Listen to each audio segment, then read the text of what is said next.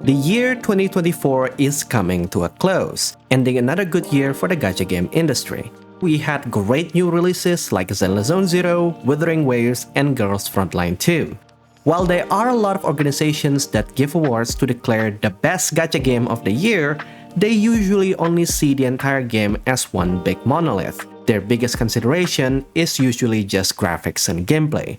So, I decided to make my own game award to celebrate gacha games that went above and beyond to tell a good story. There will be 10 nominations grouped into 3 categories for the 10 gacha games I've played this year. Of course, this award is going to be entirely subjective, but I will try to explain why I make each decisions. If you disagree with my pick, then let me know in the comment section down below and explain why your gacha games should have won the award. And if your gacha game is not on the list, do let me know. I'm always open to try out new gacha games next year, especially those who have good story writing. With that being said, let's begin with the first award. Introduction is the hardest part of writing a story. People will leave your game if it doesn't have a good opening. So the award for the best prologue chapter goes to Zenless Zone Zero. This should be obvious to all of you who have watched my channel for a while. I did make a video explaining why the use of horror and show don't tell principles are applied brilliantly in this game's opening chapter to explain the world and the characters without breaking the pacing. Zenless Zone Zero didn't need to swarm you with a lot of world-building jargon. By the end of its prologue, you already know everything you need to know to start immersing yourself in its charming world. Well-deserved award. Now let's move on to combat. This is not something I talk a lot about in this channel because usually I just talk about stories. But let's give this a try. It's no secret that combat in gacha games usually boils down to DPS checks and grinding. If you grind long enough and if you get enough good characters, you can beat any content in the game. Skills are usually optional. So, when a gacha game went to create a challenge that would really punish you if you didn't play the way it wanted, I really like that. I would also appreciate if the game allows me to challenge enemies that are far above my recommended level and give me a fair chance to win if I'm good enough. So that award can only go to Wuthering Waves. This game gave me that kick of surviving with an inch of my life fairly early in the game with the world bosses and later on with the hologram challenges. This challenge is no joke. You can have the best maxed out team in the game, and if you don't know how to time your dodges, you will die in 3 hits. I love this. Because when you finally manage to beat that boss, there is nothing I can say to describe that satisfaction. This is probably the closest thing a gacha game can get to a Souls-like experience.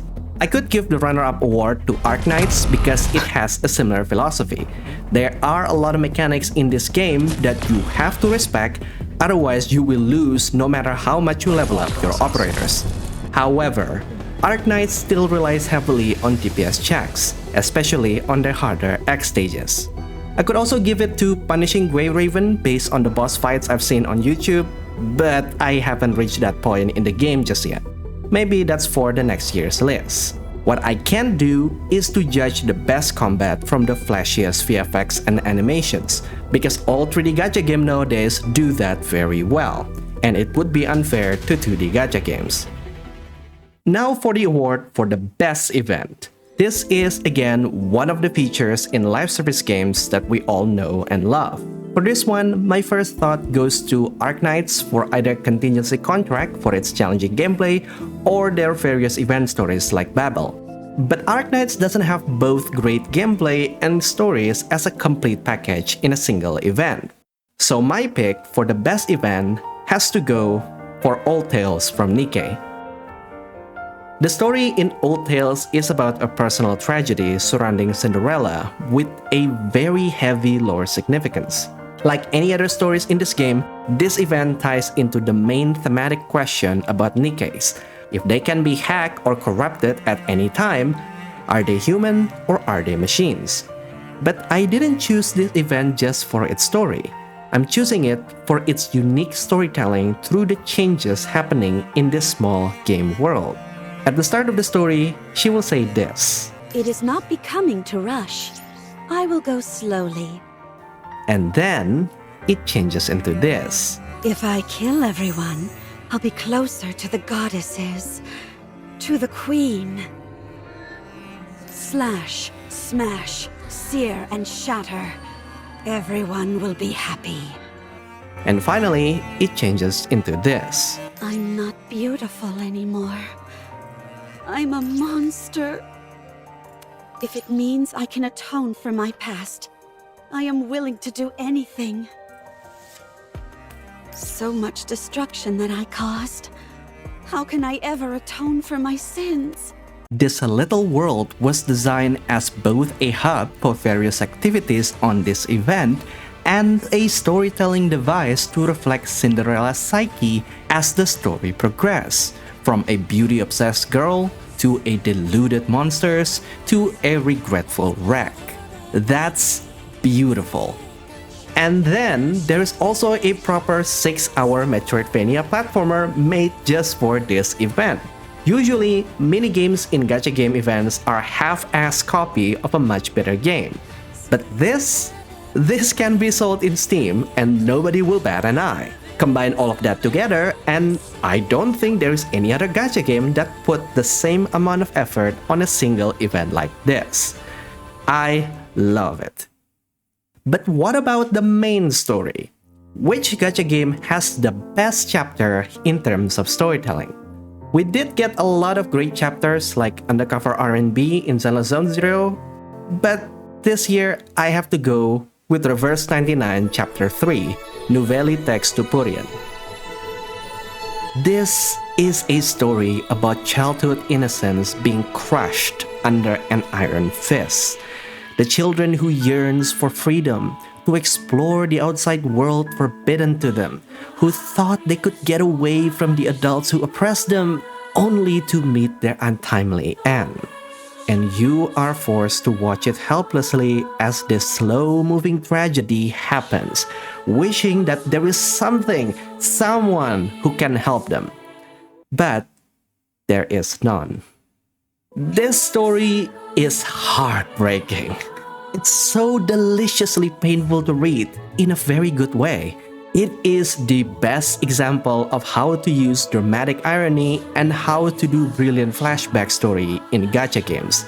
This is also a rare type of gacha game story that you can easily adapt into an animated movie scene by scene, and it will still work without any context.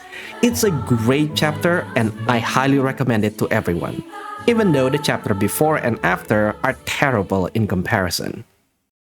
Next up, the best roguelike mode. Oh boy, this could be a video topic on its own. But to me, a good roguelike has to either be brave enough to embrace the crazy or be punishing enough so you are always 2 steps away from failing the entire run. So the best roguelike mode has to go to Arknight's Expeditioners Yoklu Markar and Mizuki and Kerula Arbor, for different reasons.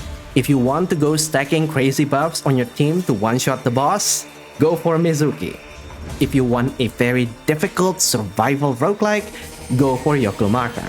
Either way, I really like how Arknights evolve its basic tower defense gameplay into a very good roguelike, where you have to recruit your playable characters and gather buffs to beat obscenely difficult bosses. And it's really punishing. You make a single mistake and it will ruin you for the rest of your run. I love this mode. And Phantom. Now, the award for the best soundtrack is the hardest one for me to pick, because all gacha games nowadays do make music wonderfully. But you know me, right? I want to focus on how they use music for storytelling. So, there is only one gacha game in this list that does that: Wuthering Waves. But which track in Wuthering Waves? I could go with Hongjin's leitmotif for Jinshi,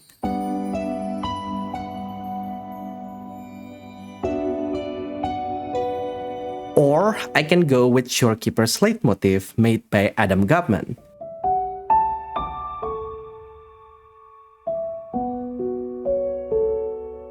Both are wonderful, but I have one other track that literally broke me.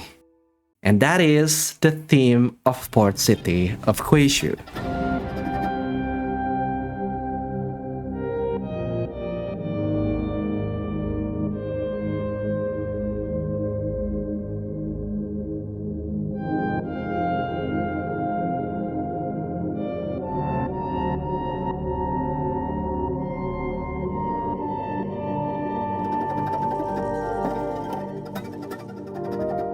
The first time I got into this area in my playthrough, I immediately really want to get out of here. I don't know why, but this music reeks with an indescribable nostalgia.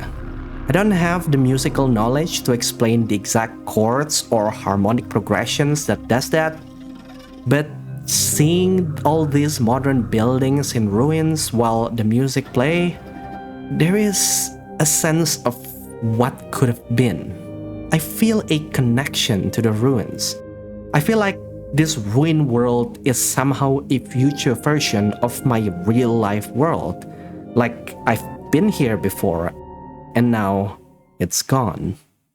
And this gets amplified even more in 1.2 update, where we actually go into the city in the past at its prime.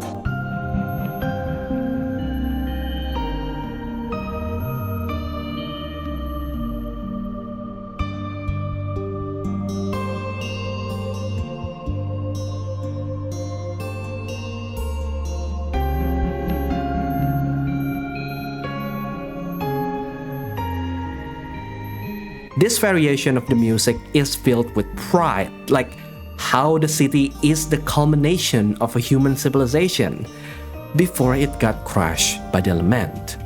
I've never felt that way with any video game music before, not just gacha games, and to me, it is really something special. Let's move back to the writing category. All gacha games these days are built on a unique world-building concept as its foundation. What if a virus wiped out the Earth? What if guns are cute anime girls? What if time went backward? Yes, you can argue that some gacha games have ridiculously awesome things in their world-building, but I'm more interested in which one of them presents that world-building in the best way possible. And that's why the award for the best world-building presentation goes to Zenless Zone Zero.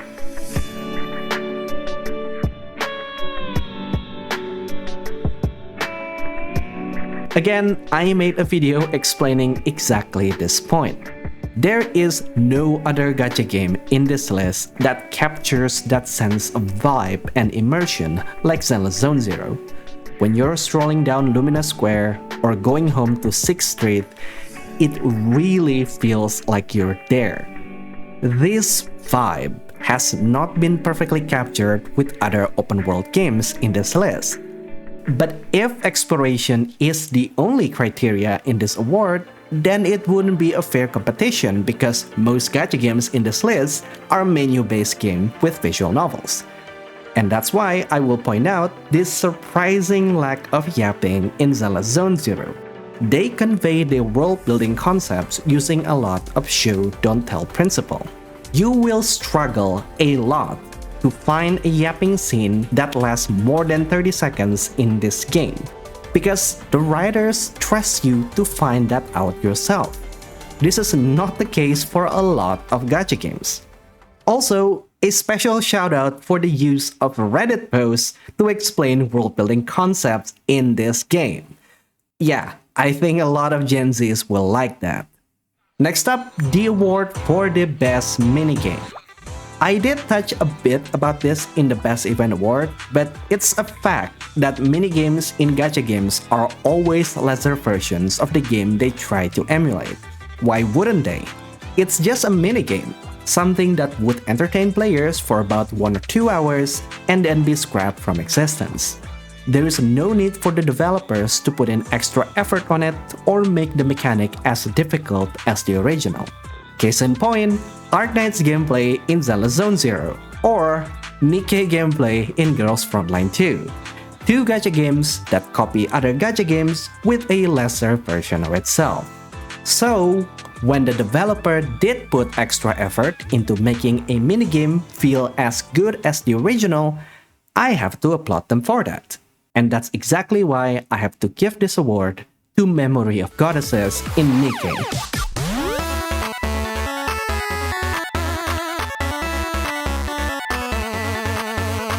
A perfect rendition of Vampire Survivors in a gacha game.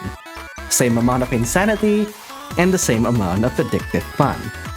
While yes, Zelda Zone Zero also has the same thing, but it feels very conservative in terms of buffs available and the length of each stages. Maybe it will reach the same insanity later, but Nikke immediately gives it to me from the 3rd level. Now it's time for the award for the best character design. Part of this is just preference, but another part is the level of detail. This has to go to Shorekeeper from Wuthering Waves. From the sheer amount of animated cloths on her body and the animated shader textures for her dress. Yeah, I don't think there is any other gacha game character that comes close to her. The second place would probably go to Changli, also in Wuthering Waves, because she has that unique 4-face details on her clothes, where the more ability charges she gets, the hotter she looks. I will also give an honorary mention to TTT from Reverse 99 for being the most unique character design. She is a girl who was trapped in the internet, so she can only show herself through TV screens. The final award will be for the best character story. This year, there were a lot of disappointing entries. Some were either focused too much on NPCs, while others were written with sloppy setups and payoffs. One stood above the rest.